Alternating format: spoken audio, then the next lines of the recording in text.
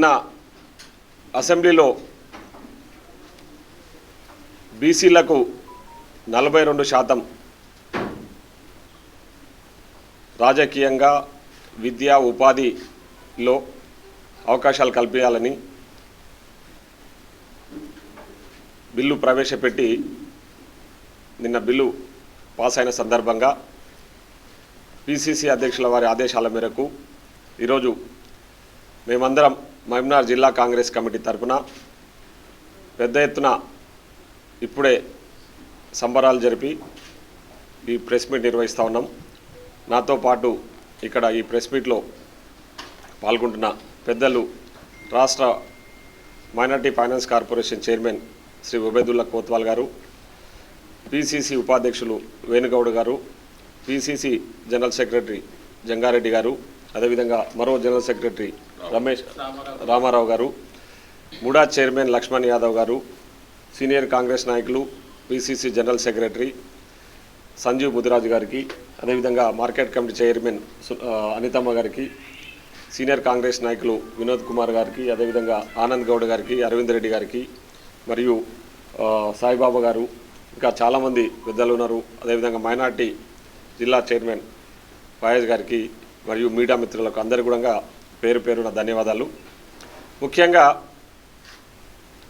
ఈరోజు బీసీలకు జనాభా ప్రాతిపదికన వాళ్ళ జనాభాను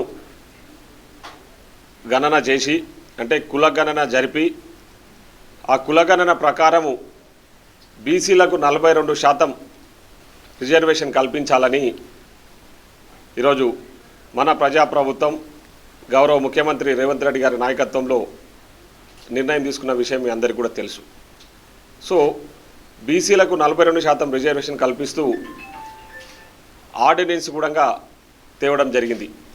ఆ ఆర్డినెన్స్ తీసుకొచ్చి ఆర్డినెన్స్ను గవర్నర్కి పంపడము, గవర్నర్ త్రూ ప్రెసిడెంట్ గారికి పంపడము, ప్రెసిడెంట్ గారితో ఆర్డినెన్స్ పెండింగ్ ఉన్న విషయం కూడా మీ అందరికీ తెలుసు.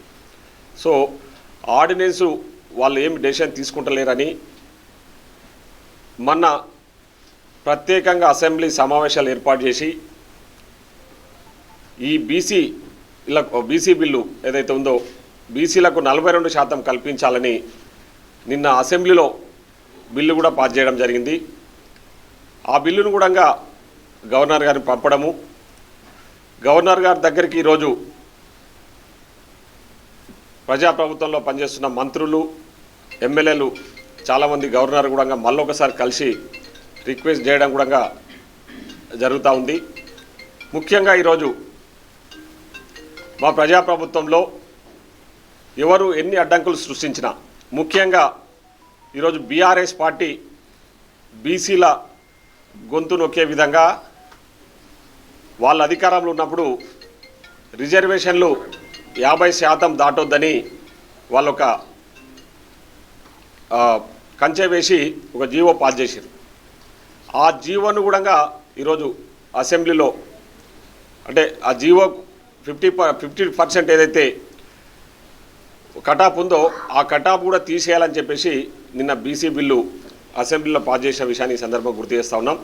నేను మహబూబ్నగర్ జిల్లాలో ఉన్న బీసీ సోదరి వాళ్ళందరూ కూడా మీడియా ద్వారా మీకు అందరూ కూడా తెలియజేసేది ఏంటంటే, ఇన్ని రోజులు బీసీలకు అన్యాయం చేస్తూ బీసీల గొంతు నొక్కిన పార్టీ బీఆర్ఎస్ పార్టీ, వాళ్ళు మనం కులగణన చేస్తే కూడా దాన్ని కూడా వ్యతిరేకించారు. ఎంతో శాస్త్రీయబద్ధంగా కులగణన జరిపి ఆ కులగణన రిపోర్టును కూడా అసెంబ్లీలో పెట్టిన ఘనత మా ప్రజాప్రభుత్వాన్ని చెప్పేసి ఈ సందర్భంగా గుర్తు చేస్తూ ఉన్నా. సో వాళ్ళు పెట్టిన ఏదైతే 50% కటాఫ్ ఉందో దాన్ని అధిగమించాలని, ఖచ్చితంగా బీసీలకు 42% స్థానిక సంస్థలలో, రేపు జరగబోయే స్థానిక సంస్థలలో 42% రిజర్వేషన్ కల్పించాలని నిన్ననే బిల్లు పాస్ చేసిన విషయాన్ని కూడా నేను ఈ సందర్భంగా గుర్తు చేస్తూ ఉన్నా.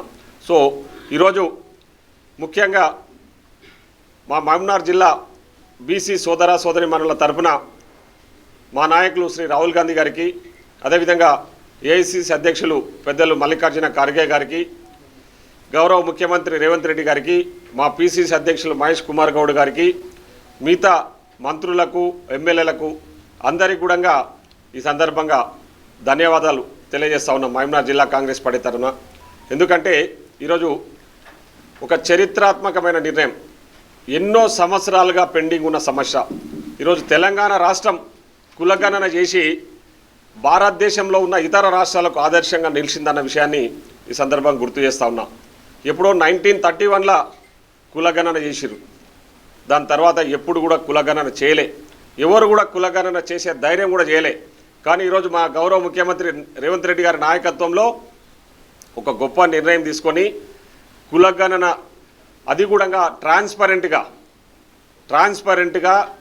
ఎక్కడ కూడా ఇతరత్ర విషయాలకు తావు ఇవ్వకుండా దాదాపు 1,20,000 మంది ఎంప్లాయీస్ను డెప్యూట్ చేసి ఒక 100 రోజులు టైం ఇచ్చి మొత్తం రాష్ట్ర వ్యాప్తంగా కులగణన చేసి ఒక్కొక్కళ్ళ ఈ కులం ఇంత పర్సెంటేజ్, ఈ కులం ఇంత పర్సెంటేజ్ అని చెప్పేసి డిసైడ్ చేసి ఈరోజు బీసీలకు వాళ్ళ జనాభా నిష్పత్తి ప్రాతిపదికన 42% రిజర్వేషన్ కల్పించాలని చెప్పేసి ఈరోజు కాంగ్రెస్ పార్టీ ఒక గొప్ప నిర్ణయం తీసుకున్నది. ఆ నిర్ణయాన్ని అందరూ కూడా స్వాగతించాలని చెప్పేసి, మీరు మహబూబ్నగర్ జిల్లా ప్రజలందరూ కూడా ఈ విషయం పట్ల హర్షం వ్యక్తం చేయాలని చెప్పేసి కూడా నేను ఈ సందర్భంగా గుర్తు చేస్తూ, మరొకసారి బీసీ బిల్లు అసెంబ్లీలో పాస్ అయినందుకు మహబూబ్నగర్ జిల్లా కాంగ్రెస్ పార్టీ తరఫున గౌరవ ముఖ్యమంత్రి గారికి, మంత్రివర్గానికి, పిసిసి అధ్యక్షులు మహేష్ కుమార్ గౌడ్ గారికి ప్రత్యేకంగా ధన్యవాదాలు తెలియజేస్తాను.